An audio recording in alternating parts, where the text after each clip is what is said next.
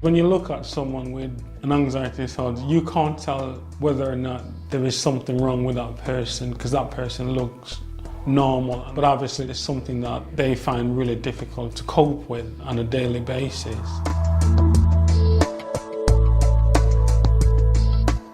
Went through the usual, taking antidepressant tablets and feeling atrocious. Saw psychiatrists and had a few spells in hospital. I used to feel very guilty about my family and the way it made them feel.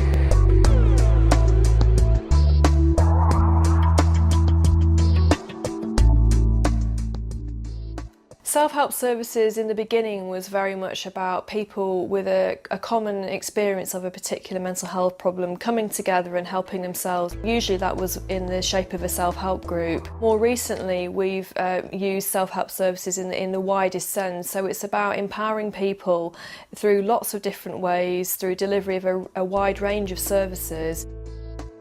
Some of the services that we offer are things like our primary care mental health service, which comprises a team of skilled mental health practitioners who are also individuals who, as well as having the professional qualification, have also had personal experience themselves at some stage in their lives of living with a mental health condition. I do one-to-one work with people for about an hour at a time using CBT-based techniques.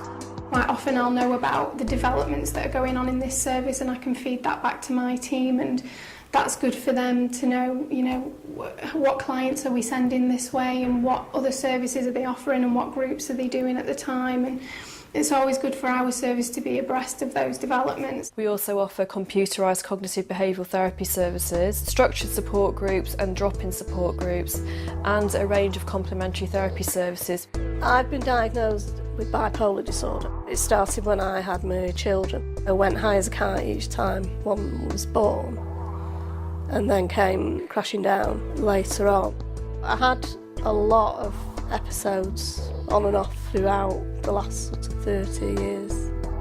I volunteer at the Science Centre. I do Indian head massage.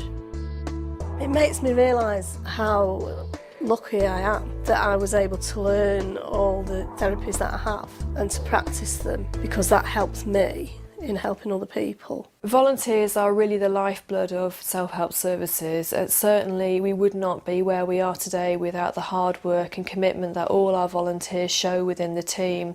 And I think the nice thing about self-help services is that we kind of act as a bit of an informal transitional employment project as well, because a spin-off from what we do is that we do support volunteers and individuals who come with a specific experience and often very low self-esteem and low confidence. We support them to get back into whatever it is they want to do, whether that be education or a full-time employment. If somebody had said to me a few years ago, volunteer work, I would say, no way. But I can see the benefits of volunteer work and how you can progress and move into full-time employment. The work that I'm doing now, it was as a result of doing volunteer work. My role in self-help services is running a self-help group. I've been running that for the past 14, 15 years. The group covers literally every anxiety disorder that you can think of, from OCD to social phobia to emetophobia to BDD. It's a lifeline for a lot of people. It gives them a purpose in life. It's something that I look forward to. Not necessarily the panic attack, but the cigarettes. Sufferers like to hear from other sufferers that they've been through it themselves, and they're not talking to someone who's got no understanding. We're very passionate about offering people choice and about offering services in a very accessible manner. Cognitive behavioural therapy is a therapy which helps people challenge negative thinking and unhelpful behaviour. Computerised CBT is just transferring this to a computer platform. When they come in to use the computer package, are given help and support by volunteers. Our clients benefit from having volunteers around to give them help and support, but our volunteers also benefit from gaining confidence. I started off as a volunteer, and that was very, very important for me because it gave me a sense of belonging and also a sense of purpose and routine in my life. At a point when I literally had no contact with the outside world because of the agoraphobia and the panic that I was suffering with. I get a lot from that, to see the change in people. Best job I've had. I never want anyone to experience the difficulties that I experienced when I started suffering with my problems. It gives me a great sense of satisfaction when I leave the building at night to see all the self-help groups in operation and to step back and see that there are literally thousands of people gaining support because of a small self-help group that I started 15 years ago.